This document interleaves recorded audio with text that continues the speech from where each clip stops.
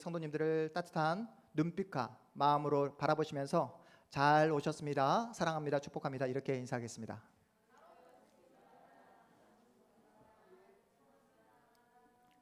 네, 여러분 이제 오늘 6월 말일인데 벌써부터 엄청 날씨가 많이 덥죠. 여러분들 건강 유의하시고 건강 잘 챙기시고 이럴 때일수록 여러분들 더욱더 하나님을 붙잡고 영적으로나 또 여러분 또 육신적으로나 여러분의 건강을 잘 챙기시는 그런 시간들이었으면 좋겠습니다.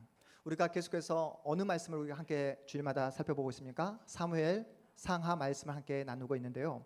제 귀에 들려오는 피드백이 무엇이냐면 다윗 정말로 좋은 사람인 줄 알았는데 이렇게 형편없는 사람인 줄 몰랐다. 우리 자녀 다윗처럼 되게 해주세요. 다윗과 같은 믿음을 허락해달라고 그렇게 기도했는데 나의 기도가 잘못되었음을 확인하게 되었습니다. 성경에 나오는 인물들 가운데 우리가 믿고 따라야 할 인물이 없다는 사실을 이번 말씀을 통해서 다시 한번 확인하는 시간이 되었습니다 라는 이러한 피드백을 받게 되었습니다. 여러분이 지금 잘 따라오고 있다는 증거입니다. 우리는 어떠한 그 특정한 사람을 믿고 그 사람을 따라가는 사람이 아니라 오직 우리는 누구만 믿고 있습니까? 오직 유일하신 한 분 하나님, 그 한 분 하나님을 믿고 그 하나님의 말씀에 순종하고 따라가는 믿음의 사람들인 줄 믿으시기 바랍니다. 다윗의 잘못된 그 선택, 못난 결정을 지켜보면서 다윗을 손가락질하고 다윗을 정죄하는 것이 목적이 아니라 그런 못난 인생 가운데에도 부어주시는 그 하나님의 사랑, 그 하나님의 은혜를 우리가 함께 확인하고 그 하나님의 그 놀라운 은혜를 함께 맛보는 은혜의 시간을 우리가 계속해서 갖기를 소망합니다. 오늘 본문 말씀은 압살롬이 아버지 다윗을 향해 반란을 일으키는 장면이 나옵니다. 구테타를 일으킵니다.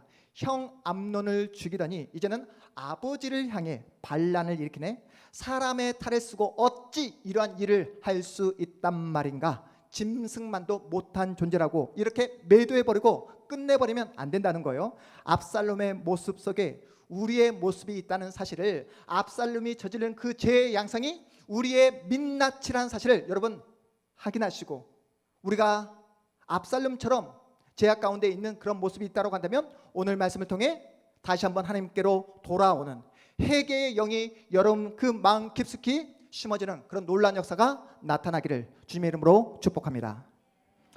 압살롬은 자신의 여동생 다말을 유린해 버린 암논 큰형을 살해하고 애할아버지 달메가 있는 구슬 지방으로 도망쳐 버립니다. 그곳에서 3년간 머물면서 외할아버지 달메로부터 사람을 선동하는 법, 그리고 대중의 그 심리를 이용하는 법, 정치력, 조직력 이런 것들을 하나하나 배우게 됩니다. 압살롬은 하나를 가르쳐주면 열을 깨우칠 정도로 그렇게 탁월한 머리를 가지고 있었어요. 외모면 외모, 능력이면 능력, 너무나 탁월해서 외할아버지 달맹 왕마저도 그 손자 압살롬에게 마음이 빼앗길 정도로 그렇게 빼어나고 탁월합니다. 그렇게 압살롬은 구슬 지방에서 3년이라는 시간을 보내고 군대 장관 요압을 통해 꿈에 그리던, 그렇게 그리고 기다렸던 예루살렘으로 다시 돌아오게 됩니다. 아버지 다윗이 자신을 다시 불러주었기에 이제는 자신을 세자로 책봉될 것을, 자신이 다윗 왕 다음에 후계자가 될 것이라 그렇게 기대를 했습니다. 그런데 다윗이 여러분 어떻게 합니까? 만나주질 않는 거예요. 그것도 몇 년 동안 만나주지 않죠? 하루 이틀도 아니고 2년 동안이나 만나주질 않는 것입니다.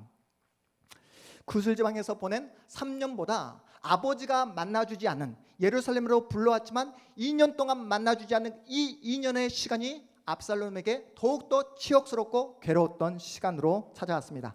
아버지 다윗에게 남아있던 일말의 희망마저도 다 사라져버리고 이제는 실망과 절망감으로 이제는 결국에는 원망과 분노의 마음으로 이제 바뀌게 됩니다. 구슬 지방에서 몇 년이요? 여러분 3년. 그리고 예루살렘으로 돌아왔지만 가택 연금된 그 상황이 몇 년이라고 했습니까? 2년. 그 통합 5년 동안 압살롬은 아버지 다윗을 단 한 번도 보지 못합니다. 그러다가 요압, 군대 장관 요압의 중재로 드디어 아버지 다윗과 상봉하게 됩니다. 우리가 오늘 본문을 읽지 않았지만 우리 14장 마지막 절 14장 우리 33절 우리 그 위에 있는 33절 말씀 함께 읽어보겠습니다. 함께 읽습니다. 시작. 요압이 왕께 나가서 그에게 아뢰매 왕이 압살롬을 부르니 그가 왕께 나아가 그 앞에서 얼굴을 땅에 대어 그에게 절하매 왕이 압살롬과 입을 맞추니라. 여러분 보세요. 5년 만에 만나는 부자 상봉의 장면입니다. 그런데 분위기가 어떻습니까? 무미건조해요. 분위기가 너무 딱딱합니다. 뜨거운 포옹이 있습니까? 없습니까? 없어요. 뜨거운 눈물도 없습니다. 사무엘 저자가 이 장면을 어떻게 묘사합니까? 왕이 압살롬에게 입을 맞추니라. 다윗 왕을 아버지로 묘사한 것이 아니라 왕으로 묘사하고 있어요. 다윗은 압살롬을 향해 아버지로 만나주지 않습니다. 그저 수많은 신하들 가운데 한 명 정도로만 그렇게 압살롬을 만나주는 거예요. 그것도 몇 년 동안 떨어졌던 5년 동안 떨어져 단 한 번도 만나지 못했던 그렇게 기다렸던 압살롬을 그저 수많은 신하들 중 한 명으로만 그렇게 대우를 해주는 것입니다. 그리고 왕궁에 떠도는 소문이 하나 있어요. 자신보다 20살이나 어린 솔로몬이 다윗 왕권의 다음 계승자가 될 것이라는 그런 소문이 그 왕궁에 파다합니다. 다윗이 솔로몬을 엄청 아끼고 사랑한다는 소식을 듣게 돼요. 솔로몬의 이름을 여디디야, 여호와께 사랑받는 자라는 그런 이름까지 손수 다윗이 지어줬다는 소식까지 듣게 됩니다. 자신을 대하는 아버지의 냉랭한 태도, 그리고 왕궁에 이미 퍼져버린 이 소문을 접하면서 압살롬은 머릿속에 이제 다가오는 것이죠. 어떤 생각이요? 다윗이 자신에게 왕권을 물려주지 않을 것이라는 사실을 확신합니다. 그래서 반란을 결심합니다. 우리 본문 1절 말씀 함께 읽어봅니다. 1절입니다. 시작. 그 후에 압살롬이 자기를 위하여 병과 말들을 준비하고 호위병 50명을 그 앞에 세우니라. 여러분, 왕자가 자기를 위해서 전차와 말을 준비하고 자신을 호위하고 경호할 수 있는 그 호위병 50명을 준비해서 함께 다닌다고 상상해 보십시오. 생각을 해보세요. 왕궁을 드나들 때 전차를 타고 다니는 게 여러분 정상적으로 상식적으로 보여집니까? 아버지 다윗 왕도 호위병이 몇 명이냐면 30명밖에 되지 않았어요. 그런데 왕자인 압살롬이 검은 양복을 입은 그 등치 큰 사람들이 몇 명이요? 무려 50명을 거느리고 이곳저곳을 여러분 한다고 한다면 사람들의 그 이목을 얼마나 많이 끌겠습니까? 그런데 압살롬은 이 모든 행동 하나하나에 허투루 하지 않습니다. 다 계산된 행동이라는 거예요. 백성들의 무엇을 훔치기 위한 친밀한 행동이었는지를 우리 말씀을 통해 확인해 보도록 하겠습니다. 우리 본문 2절에서 6절까지 말씀 우리 다시 한번 읽어보도록 하겠습니다. 2절에서 6절까지의 말씀입니다. 시작.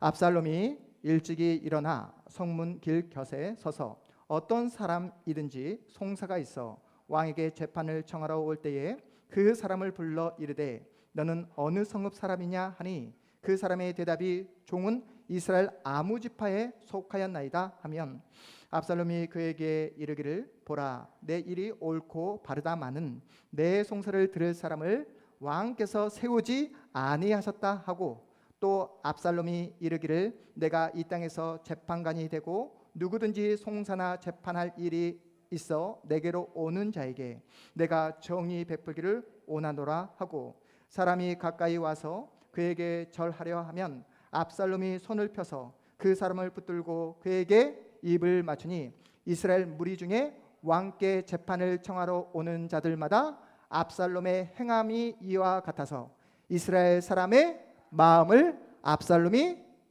훔치니라. 여러분, 이스라엘 모든 백성들이 다 다윗을 지지하고 다윗을 존경하고 다윗을 따랐을까요? 다윗 정권에 불만을 품은 사람들이 시간이 지나면 지날수록 더욱더 넘쳐나게 되었습니다. 자신이 기대했던 새로운 그 세상이 도래할 거라 기대했는데 다윗이 왕이 되었지만 변하지 않는 자신의 그 삶의 형편, 환경 때문에 다윗을 향해 불만을 토하는 그런 백성들이 점점 늘어나고 있는 상황이었어요. 다윗 그 정권의 레임덕 기미까지 보이고 있는 그런 상황이었습니다. 그 틈을 비집고 누가 들어가고 있습니까? 지금 현재 압살롬이 그 틈을 비집고 들어가고 있습니다. 대중들의 그 불만을 자신의 권력 쟁취의 수단으로 삼고 있는 그런 모습이에요. 그래서 2년도 아니고 무려 4년 동안이나 아침 일찍 일어나 사람들을 만나는 그 송사하는 그 성문으로 나가는 그런 일들을 반복해서 보입니다. 여러분, 성문은 어떤 곳이냐면 성문은 고대사에서 송사가 벌어지는 그런 장소였어요. 오늘날로 치면 법원입니다. 법원. 여러분, 법적 분쟁에 휘말리게 되면 모두가 다 만족할 수 있는 그 어떤 판결을 받을 수 있습니까? 어떤 사람은 승소하지만 어떤 사람은 패소하게 되잖아요. 한 사람은 한쪽에서는 어쩔 수 없이 그 판결에 대해 불만을 가질 수밖에 없는 그런 구조입니다. 그런 판결에 대한 불만을 품는 사람이 생겨날 수밖에 없다는 사실을 압살롬은 알고 그 성문으로 매일매일 출근을 하는 거예요. 누구를 데리고? 수행원 50명을 데리고, 그것도 전차를 타면서 사람들의 이목을 끌면서 그 자리로 나아갔던 것입니다. 그래서 판결에 대한 그 모든 불만의 그 화살을 누구에게로? 다윗에게로 다 돌리는 그런 계략을 쓰고 있습니다. 왕자님, 압살롬 왕자님, 저의 한을 풀어주십시오. 이렇게 백성이 엎드려 절하잖아요. 그냥 지나치는 법이 없습니다. 땅에 털썩 엎드린 그 백성을 손을 잡아주고 눈물을 닦아주면서 어떻게 합니까? 어떤 어려움이 있냐고 다 들어주면서 여보시게 내가 다 해결해 줄 테니 걱정하지 마시게 하면서 그 확실한 징표로 그 사람을 향해 입맞춤까지 해준다고 한다면 그 어떤 판결에 대해서 불만을 품었던 한으로 그 마음 가운데 상처에 있던 그 백성이 압살롬을 향해 어떠한 태도를 취하겠습니까? 앞으로 충성을 맹세하지 않겠습니까? 그리고 수많은 사람들이 그러한 압살롬의 모습을 바라봅니다. 그 압살롬의 모습을 보면서 수많은 백성들이 압살롬을 지지하지 않겠냐고요. 압살롬은 다윗 왕권의 불만을 품은 사람들을 하나하나 포섭하기 시작합니다. 그들의 마음을 훔치기 시작한 거예요. 여러분, 대통령 선거 때마다 재현되는 모습이 무엇입니까? 후보자들이 항상 들리는 장소 하나가 있죠. 어떤 장소를 들리죠? 네, 그렇습니다. 어떻게 그렇게 잘 아시죠? 재래시장을 반드시 들립니다. 서민들을 품는 대통령이 되겠다고 평소에 즐겨하지 않는 어묵도 드시고 떡볶이도 드시고 또한 그 야채 파는 할머니여야 돼요. 야채 파는 할머니의 손을 잡아주면서 앞으로 서민들을 품는 대통령이 되겠습니다 라는 그런 모습을 항상 선거 때마다 재현합니다. 대통령 선거가 끝나게 되면 더 이상 어묵 먹지 않죠. 떡볶이 먹지 않습니다. 그 야채 파는 할머니 더 이상 찾아가지 않습니다. 그럼에도 불구하고 대통령 선거가 되면 반드시 이런 모습을 재현하는 이유가 무엇일까요? 재현하는 이유가 바로 효과가 있기 때문에 이 방법을 쓰더라는 것입니다. 여러분, 어떤 대통령이 시장에 왔어요. 시장에 왔다 하면 그 국민들은 어떤 그 심리적인 마음을 갖게 되냐면, 이번에 새로 출마한 후보자가 우리의 고달픈 그 삶의 현장을 알아주고 있구나. 나만 힘든 것이 아니구나. 그 후보자가 나의 그 모든 눈물과 아픔을 다 이해하고 있구나라는 그런 공감을 하게 됩니다. 거기다가 심지어 그 대통령 후보자를 우연찮게 마주하게 되고 악수라도 하게 되면 이건 100%입니다. 네, 그분을 찍을 수밖에 없습니다. 평소에 나는 저 사람 절대로 무슨 일이 있어도 내 눈에 흙이 들어와도 찍지 않겠다 한 사람도 악수하면 그곳으로 넘어가게 됩니다. 그만큼 그 심리가 엄청나다는 거예요. 그런데 이 심리를 누가 이용했다고요? 압살롬이 교묘하게 이용하고 있는 것입니다. 그것도 몇 년 동안이요? 무려 4년 동안이나요. 압살롬은 백성들의 마음을 훔치기 위해 동일한 일과를 하루도 빠짐없이 비가 오나 눈이 오나 반복합니다. 여러분 6절을 보십시오. 6절 하반절을 보시니까 이스라엘 사람의 마음을 누가 훔치니라? 압살롬이 훔치니라. 이스라엘 사람의 마음을 압살롬이 훔치니라 라는 표현이 나옵니다. 여러분, 훔친다는 것은 내 것이 아니라는 거잖아요.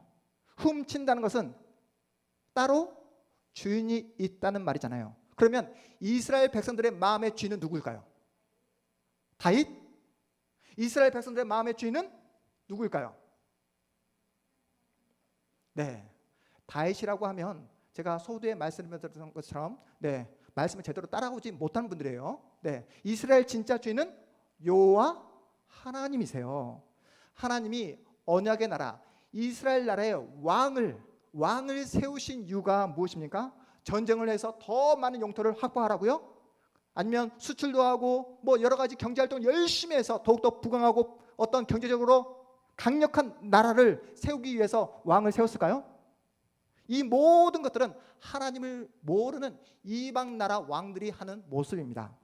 이스라엘 왕은 백성들의 마음을 훔쳐 자기에게로 집중하도록 하기 위해 왕을 세운 게 아니라는 거예요. 인기몰이를 하도록 왕을 세운 게 아니라는 겁니다. 그렇다면 언약의 나라 이스라엘 왕이 해야 할 가장 중요한 임무가 무엇입니까? 가장 중요한 임무, 이스라엘 왕으로서 가장 해야 될, 감당해야 될 책임과 역할이 무엇입니까? 인기몰이 하는 거 아닙니다. 모든 백성들의 마음을 자신이 훔쳐서 자신에게 집중하도록 하는 것이 이스라엘 왕의 역할이 아니에요. 무엇입니까? 바로 여호와 하나님, 우리의 참된 주인은 누구시다? 여호와 하나님이시다. 우리의 진정한 주인은 여호와 하나님이시다. 그 하나님께로 마음을 모도록 하는 그 통로 역할을 하는 것이 이스라엘 왕의 역할이었던 거예요. 그 하나님을 예배하고 경배하고 찬양하도록 하는 것이 이스라엘 왕의 가장 첫 번째 임무, 책임이었던 것입니다. 그렇다면 여러분, 압살롬만 백성들의 마음을 훔칩니까? 우리가 살아가다 보면 압살롬만 백성들의 마음을 훔칩니까? 한 교회를 담임하는 목사님, 우리가 뭐라고 하죠? 담임 목사님이라고 이야기하잖아요. 담임 목사님들이 성도들의 마음을 훔칩니다. 담임 목사님은 누구의 마음만 바라보면 됩니까? 여러분 알고 계시죠? 담임 목사님은 누구의 마음이요? 하나님, 여호와 하나님의 마음만 신경 쓰면 되는 거예요. 그 하나님의 마음만 바라보면 되는 것입니다. 그런데 담임 목사님들이 왜 성도들의 마음을 붙잡기 위해서 그토록 애를 쓰고 어떤 정치력을 발휘하는 것일까요? 왜요? 여러분 알고 계십니까? 담임 목사님들이 하나님의 눈치, 하나님의 마음만 얻으면 되는데 왜 성도들의 마음을 얻기에 그토록 애를 쓰는 것일까요? 왜요? 주님의 몸된 교회를 자기 마음대로 하고 싶어서요. 이 교회를 자기 뜻대로 운영하고 싶어서요. 그래서 목양을 해야 되는데 CEO처럼 행동하고 그렇게 교회를 운영하는 목사님들이 한국교회에 얼마나 많은지 모릅니다. 그런 모습에 조금이라도 비판의 목소리를 내잖아요. 그 성도를 향해 하나님의 이름까지 동원해 가면서 목사님들이 하는 행태가 무엇인지 아십니까? 조주까지 합니다. 목사를 건드리면 하나님께서 가만두지 않을 거라고 이렇게 공포를 조장하고 겁박하는 목사들이 아직도 한국교회 안에 있다니까요. 여러분들이 너무나 좋은 목사님을 만나서 한 번도 그런 목사님을 안 만나서 그런 것 같은데 그런 목사님들이 아직도 한국교회 안에 계십니다. 하나님이 받아야 될 그 모든 영광을 중간에 가로채버린 그 목사를 하나님은 절대로 가만두지 않을 것입니다. 이렇게 목사님들을 비판하니까 속 시원하시죠? 네. 그렇다면 성도들은 어떨까요? 성도들은 자신의 뜻을 관철시키기 위해서 나의 존재감, 내가 얼마나 힘을 많이 가지고 있는가를 과시하기 위해서 담임 목사님의 마음을 훔치고 또 옆에서 함께 신앙생활하는 옆에 성도들의 그 마음을 훔쳐서 교회 안에서 어떤 자신만의 그 여론을 만들어내는 그런 성도들이 있다는 거 여러분 아십니까? 아세요? 우리 교회는 그런 분들이 한 분도 안 계시지만 저쪽 교회는 비일비재하다고 합니다. 여러분 오늘 담임 목사님도 그렇고 성도들도 그렇고 다 처음 들어본 이야기처럼 듣고 계시는데 내가 없으면 우리 교회는 안 돌아가. 내가 빠지잖아? 우리 교회는 예배 자체가 안 돼. 이렇게 생각하면서 하나님이 받아야 될 그 모든 영광을 중간에 가르쳐버리는 그런 성도들이 실제로 있다니까요. 네, 한 번도 안 들어본 것 같은데, 여러분, 교회에서 사람들이 언제 한 마음이 되는지 아십니까? 언제 한 마음이 되는지? 예수님의 이름으로 한 마음이 되고 예수님의 사랑으로 하나가 되는 경우는 우리 동탄 한마음교회 빼고는 거의 찾아보기 힘듭니다. 정말로. 네, 예수님의 이름으로, 예수님의 사랑으로. 여러분, 별로 평소에 친하지 않았던 사람이 급속도로 친해지고 한 마음이 되는 경우는 딱 한 가지입니다. 어떤 경우일까요? 평소에 별로 친하지 않았어요. 그런데 급속도로 친해지고 급속도로 한 마음이 되는 경우는 예수님을 뜨겁게 만나서요. 그 사랑을 너무나 뜨겁게 체험해서 그랬을까요? 그런 것이 아니라 급속도로 한 마음이 되는 경우는 딱 한 가지입니다. 어떤 경우요? 우리 김충광 지사님 아시는 것 같은데. 네. 어떤 경우요? 공동의 적이 생겼을 때. 뒷담화를 할 때 설교 때는 전혀 은혜 받지 않았던 성도들도 그 누군가를 뒷담화할 때는 엄청나게 은혜를 받는다고 하더라고요. 그래서 우스갯소리로 교회에서 3명이 모이잖아요. 절대로 화장실을 가지 않는데요. 어떤 의미인지 아시겠습니까? 교회에서 3명 이상 모이면 절대로 헤어지기 전까지 절대로 그 자리를 떠나지 않는다는 그런 우스갯소리로 제가 듣게 되었습니다. 여러분, 우리 교회에서는 여러분 마음대로 화장실 가셔도 됩니다. 네. 목사도 여러분의 마음을 훔치려 해서는 안 되고 성도 또한 옆에 있는 성도의 마음을 훔치려 해서는 안 된다는 거예요. 목사는 여러분의 마음을 하나님께로 인도하는 자입니다. 여러분을 하나님의 말씀 앞에, 십자가 앞에 세우도록 하는 것이 바로 목사의 역할입니다. 여러분도 마찬가지예요. 우리에게 하나님께서 주신 무엇이 있습니까? 개성이 있어요. 그리고 성품이 있습니다. 그리고 각자 하나님께서 허락하신 은사들이 있습니다. 그것을 가지고 예수 안에서 하나가 되어서 무엇을 해라? 주님의 몸된 교회를 섬기는 것입니다. 우리의 머리 대신 누구요? 예수 그리스도의 통치, 다스림을 받으면서 그 말씀에 따라 순종하는 것이 목사요 성도인 줄 여러분 믿으시기 바랍니다. 압살롬은 자신 안에 있는 그 숨겨진 야망을 감춘 채 무려 4년 동안 때를 기다립니다. 압살롬의 지배함, 압살롬의 그 치밀함이 느껴지지 않습니까?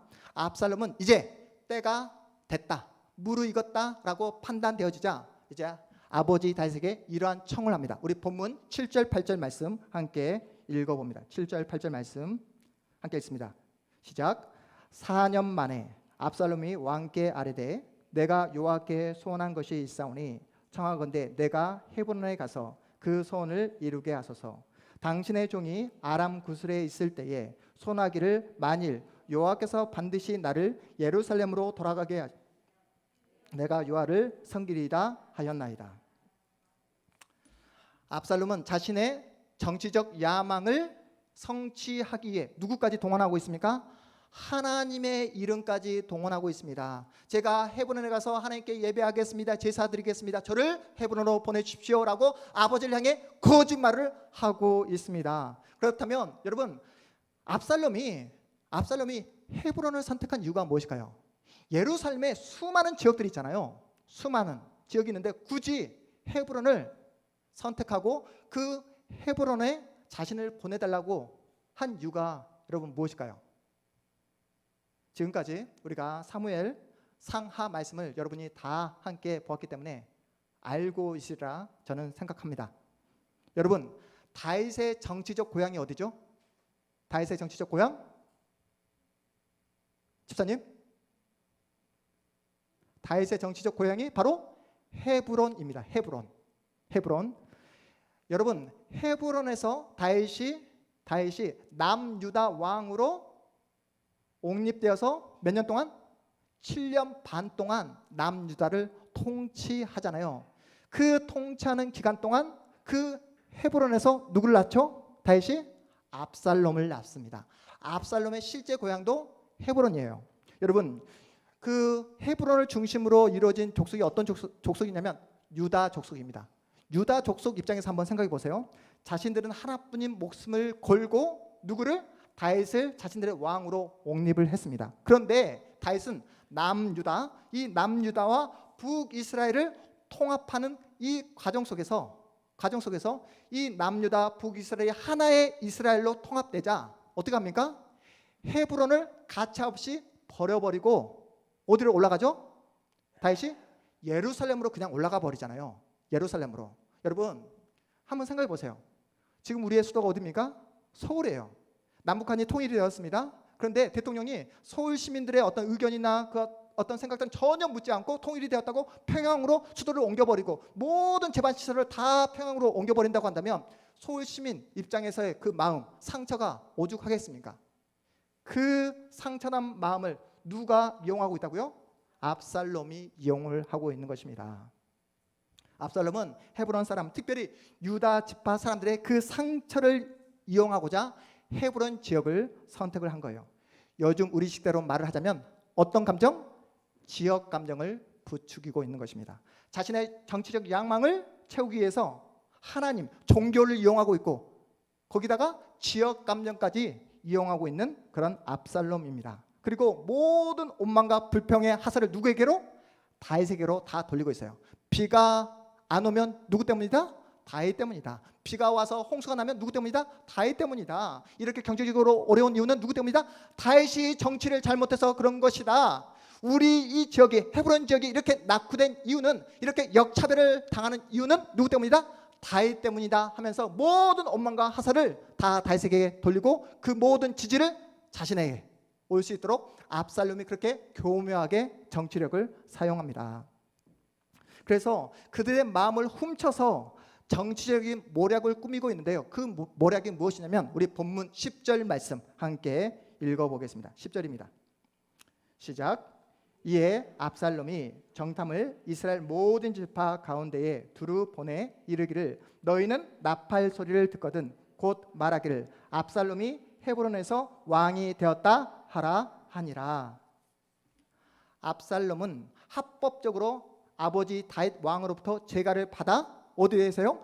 헤브론에서 하나님께 제사를 드리겠다 해서 헤브론에 왔는데 거기서 하나님께 예배를 드리는 것이 아니라 스스로 왕으로 등극해 버립니다. 종교 행사라 생각해서 따라온 200명의 사람들도 얼떨결에 압살롬 왕이 등극식에 들러리로 참여를 하게 돼요.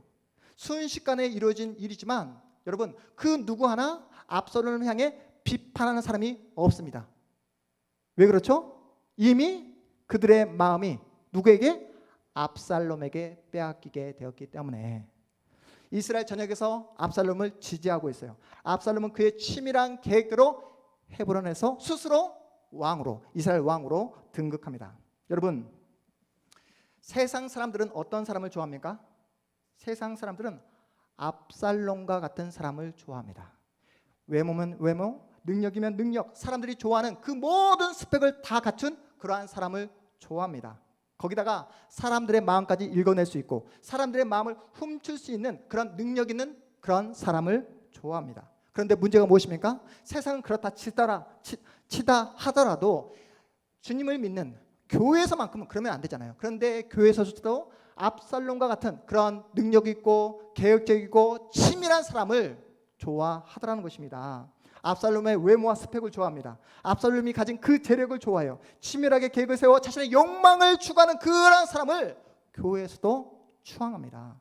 하나님 나라 확장을 위해서는 복음이면 충분하다. 예수 그리스도의 십자가의 은혜이면 충분하다라고 더 이상 교회에서조차 생각하지 않습니다. 교회가 세상적인 권력을 가지고 있어야 된다고 생각을 해요.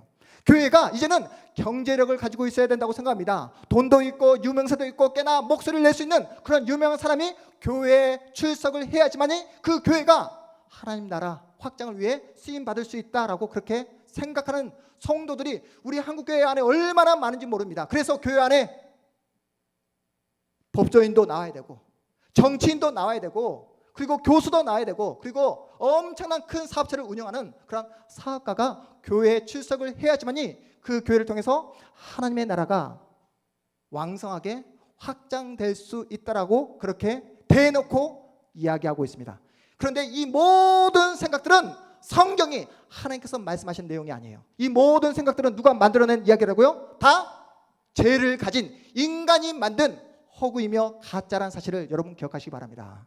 마찬가지로 여러분 스스로 유능해지고 내가 실력을 갖춰야지, 내가 능력을 갖춰야지 행복해질 수 있을 거라 생각하는 그 생각마저도 하나님이 심어준 생각이 아니라 세상이 만들어준 그런 가짜이며 허구이라는 사실을 여러분 꼭 기억하시기 바랍니다. 여러분 스스로 나는 지금보다 더 잘나야 된다고, 지금보다 더 잘해야 한다고 그렇게 스스로 채찍질하지 마시라고요.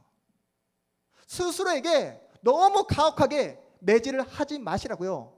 하나님은 지금 여러분 있는 모습 그대로 사랑하고 있는 줄 믿으시기 바랍니다. 있는 모습 그대로 여러분을 인정하고 계세요. 그런데 우리는 하나님 앞에 기도할 때마다 어떻게 기도합니까? 하나님, 저는 제 모습에 만족할 수 없습니다. 그러니 저에게 능력을 허락해 주십시오. 주님, 저에게 실력을 허락해 주십시오. 저는 지금 환경에, 이런 조건에 더 이상 만족하지 못하니 하나님, 제 환경을 고쳐주십시오. 더 부유한 환경으로 저를 인도해 주십시오 라고 기도하는 내용이 뭐라고요? 하나님, 저 압살롬처럼 되게 해주세요. 저 압살롬이 되고 싶습니다 라는 기도라는 사실을 여러분 꼭 기억하시기 바랍니다. 여러분, 압살롬의 마지막 최후 결말이 어떻게 되는지 여러분 아시잖아요. 하나님께서 오늘 이 본문 말씀을 통해 우리 공동체에게 주신 말씀이 무엇인지 아십니까? 지금 여러분이 가지고 있는 그 조건, 외모, 그 환경을 가지고 하나님을 사랑하라고 말씀하고 있는 것입니다. 조건을 바꿔달라고 기도하기 전에 여러분의 있는 그 조건 속에서 하나님을 신뢰하고 하나님을 붙잡고 하나님만 바라보라고 우리에게 말씀하고 있는 내용이라는 거예요. 그런데 우리는 어떻습니까? 하나님, 이 모습 이대로는 안 됩니다. 저에게 건강도 주시고 저에게 재물의 복도 주시고 저에게 환경의 복을 고쳐주셔야지만이 제가 하나님을 제대로 사랑할 수 있습니다 라고 하면서 계속해서 하나님을 향해 조건을 걸고 있는 우리의 모습이라는 거예요. 종교개혁자 마틴 루터는 이렇게 말합니다. 우리 화면을 함께 볼까요? 보시면 우리 함께 읽어보도록 하겠습니다. 함께 있습니다. 시작. 신이란 사람들이 소망하는 모든 좋은 것, 온갖 실현의 피난처가 되는 대상입니다. 그렇게 어떤 신을 섬긴다는 것은 그 대상을 진심으로 믿고 신뢰한다는 것을 뜻합니다. 당신의 심장이 매달려 있고 당신의 모든 것을 지탱하는 대상, 그것이 바로 당신의 신입니다. 종교개혁자 마틴 루터가 한 말입니다. 우리 다시 한번 여러분의 마음판에 새길 수 있도록 다시 한번 한 목소리로 한 마음으로 읽어보도록 하겠습니다. 시작. 신이란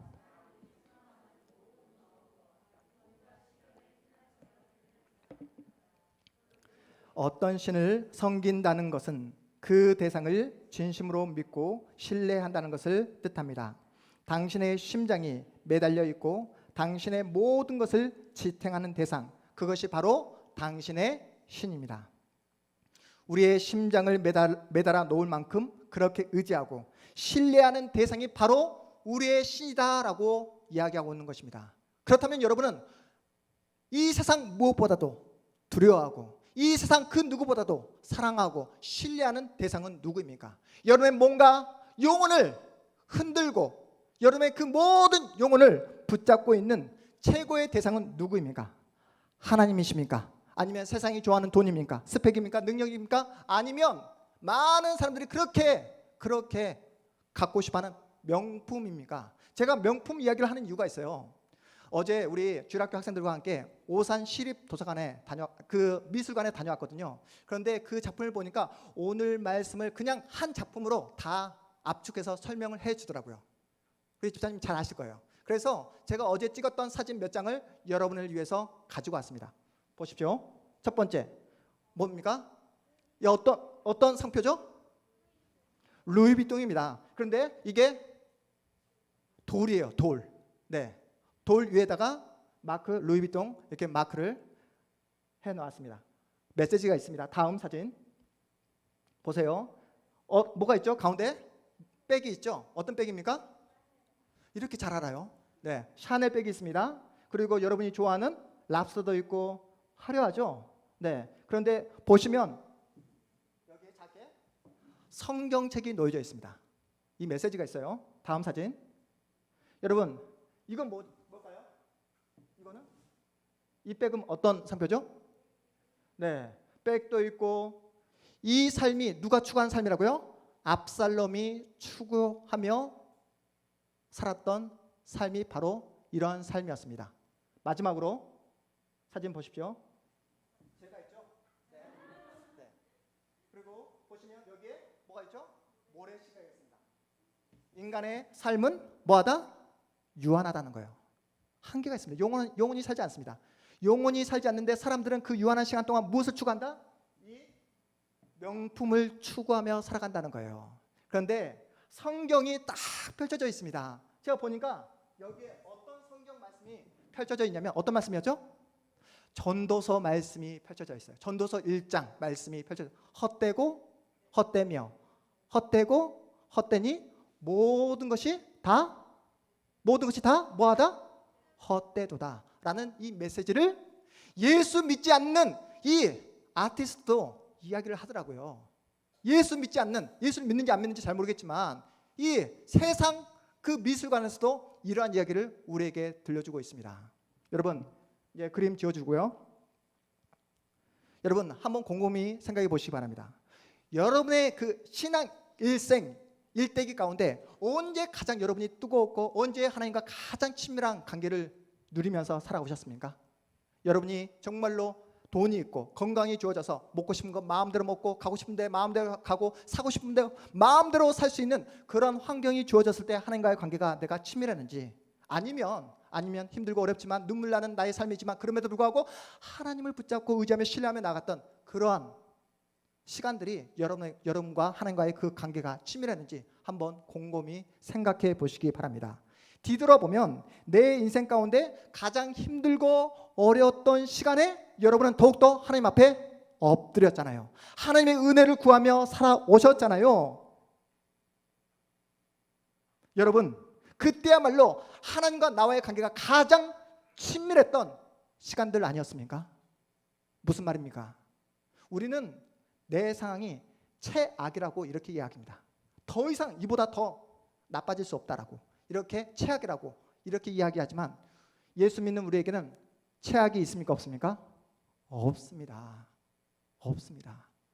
그 모든 사람들이 다 최악이라고 할 때 우리는 그 자리에서 엎드려서 하나님의 은혜를 구하고 하나님을 붙잡고 하나님께 나아가면 그 최악의 자리가 놀라운 은혜의 자리로 바뀐다는 사실을 꼭 믿으시기 바랍니다. 여러분, 상황과 환경이 중요한 것이 아니라 그 자리에서 내가 하나님을 바라보고 있는가, 내가 그 자리에서 하나님을 붙잡고 있는가, 나의 심장을 우리 하나님께 맡기고 있는가, 이것이 가장 중요합니다. 여러분, 우리가 우리의 생각대로 우리의 욕심대로 욕망대로 살아왔다고 한다면 우리가 이 자리에 있을 수 있겠습니까? 하나님께서 어찌하든 힘듦도 주시고 고통도 주시고 눈물도 주심으로 오늘도 붙잡아서 오늘도 이 은혜의 자리로 앉혀놓고 여러분으로 하여금 이만큼이나 신앙, 이만큼이나 믿음을 허락하여 주신 줄 믿으시기 바랍니다. 지금도 여전히 부족하지만 하나님께서 내 인생 가운데 함께해 주셨기에 여러분의 인격과 성품이 이 정도로 다듬어 가고 있다는 사실입니다. 지금보다 더 잘나야 하고 지금보다 더 화려하게 살아보겠다고 여러분 압살롬의 삶을 따라가지 마시고 추구하지 마시고 하나님께서 나에게 맡겨진 나의 환경, 이 자리에서 신실하게 끝까지 주님을 붙잡고 나가는 복된 믿음의 사람들, 복된 하나님의 자녀들 다 되시기를 주님의 이름으로 축복합니다. 우리 모두 자리에서